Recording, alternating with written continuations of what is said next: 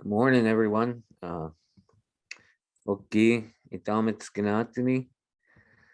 Um, my name is Siikimiikatopii. That's my Blackfoot name. It stands for Black Horse Rider. My English name is Cody Wells, and I'm from the blood tribe of the Blackfoot Confederacy. I'm a fourth year student, and this is my last semester. I got one more class through the summer, and I'll be done. I just want to talk a little bit about my journey as an artist and kind of where my inspiration comes from. My journey as an artist is filled with memories of good and bad. Growing up as a native student, attending non-native and native schools throughout southern Alberta during the 80s and 90s and 2000s was pretty tough. My early days of drawing and doodling in grade school were frowned upon and continued to be discouraged throughout grade school. Although I had an outstanding grades in art class, go figure, I felt as though I was being punished for it. One time I was ordered to have a hearing test because one teacher felt that my grades were falling because I couldn't hear her, but I felt the racial discrimination and perhaps refused to hear her. Or maybe I was just deaf, or just felt fed up with her treatment. My art was my escape. In art class, the top student would receive the Mr. Snork Award, in which I was the recipient of many. I always knew there was a time to work on a new drawing, and there was a time not to. I wouldn't be here if I didn't, but some of these teachers almost had me convinced. The colonial system almost broke me. I gave up trying to be an artist and pursued my education. After a long career in the electrical trade and feeling the need for more knowledge, I attended the University of Lethbridge. This is where I again felt the need to pick up the pencil, and to my dismay, I was encouraged to pursue art, and art was encouraged instead of discouraged. My first real experience where I felt as though my art was appreciated was our response projects to an art collection where I felt as though my art which displayed at the university art gallery. My inspiration for art has come from a personal history with the Canadian school systems. But today I feel proud to display my works and would like to thank the University of Lethbridge, and in particular the art faculty members, Josephine Mills, Miguel Solis, Jackson Two Bears, and the many past art instructors that encouraged me, and in this way I embraced my art skills once again. So I'd like to give thanks to them, especially Miguel and Josie for what you've done for us. I'll give a little background of the desk. The pictures here are just random pictures of my process. So the desk was originated from the same area school on the Blood Tribe and was a part of the residential school system. With all the recent developments and exposure on the history of the Canadian residential school systems, I figured the timing to work with the desk as an art project couldn't be better. There are so many angles or narratives that come to mind when I think about this desk. The history runs deep in me, my family, and my people. You could say I'm in an intergenerational product of this history. I chose to honor the desk by renewing the desk and giving it a new life and purpose. I rebuilt the desk on the thought of honoring all my friends and family that I've lost over the years, which have been many to say the least.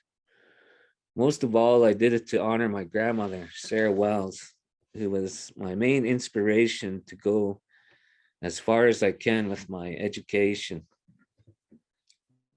So there's so much, like I said, stories and narratives that I could have taken with this desk. Desk. There were so many options. Excuse me. I can't believe the amount of people that I've lost that perhaps maybe sat at this desk at one time. I lost a lot of friends that I went to school with. I went to this school that this desk was obtained from, and I lost a lot of buddies and you know, people that have gone on and from all different things. Just recently, it just comes to mind. I lost my brother, my buddy. His name's Mickey, and I remember he used to go to school at this very school too. And we just recently lost him over the winter.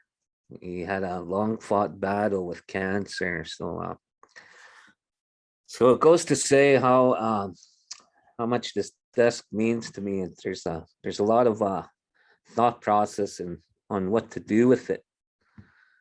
So the desk was almost unrepairable and very close to despair. I took it apart piece by piece and sanded it every piece and every corner. And the wood held together pretty well, considering it's been outside for years. So I did a little painting on the legs, and just to represent different times in my life and just different designs, some that I picked up from other other art pieces, and they just resonate with me. So I could feel the what they're talking about with their designs and explaining them. So I chose to paint the legs. We did it with acrylic paint, and right now I'm in the process of drawing on the surface of the desk. I'm drawing these action photos or whatever you could call them. I like rodeo.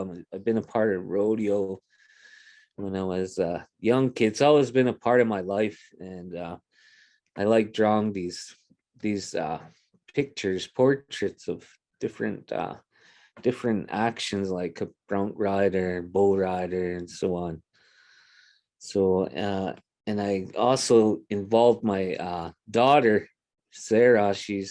Right now she's drawn something on it, and I plan on getting all my daughters to draw on it so we could keep it as a keepsake. And whenever I look at it, I'll think about all the good memories I've had. And actually, just looking at it, there's so much history behind it. So my thought is to have all my children sketch on the surface of it. This way, when I work on the desk, I'll always have these memories. My goals for the future are to encourage my children and the youth to embrace their talents, especially in art. The opportunities are far greater today than in the past. We as Native people have a natural talent in art, and I see it in so many of our people. So I'll continue to encourage my daughters and the youth to embrace their talents and to keep on working with them. For myself, it took me a long time to embrace that talent or the embrace that will, I guess, to draw. And right now, art is such a it takes me away. If I didn't have art in class right now, I don't know where I'd be. I'd probably be stressed out, more gray hairs, and it takes me away. takes me to a different place. So I learned to appreciate it now, and I'll continue to encourage the youth and my kids to pursue art and their talents.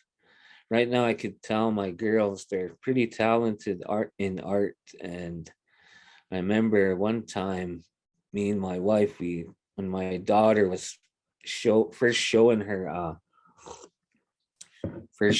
us her skills of being an artist, we'd get mad at her, and we didn't encourage her. I think it was those colonial roots that made us do that. So now after I've lived life for so long, I'm trying to get them to appreciate their talents and to embrace them, and that there is opportunities for artists. And that's my goal. I'll explain a little bit about the pictures here. This one here is of my daughter. She's working on it. She's the same way as me. She likes to actually, before I took this picture, she was online with her math tutor. She's really takes education to the heart. She worries about it. She's this young, and I try to tell her to relax, and you still have a long time ahead of you. So don't get so worked up over deadlines and grades and stuff. You'll get to that. But she's so talented with her art. So I just try to encourage her. And yeah, that's my presentation for today. And hope you appreciated it.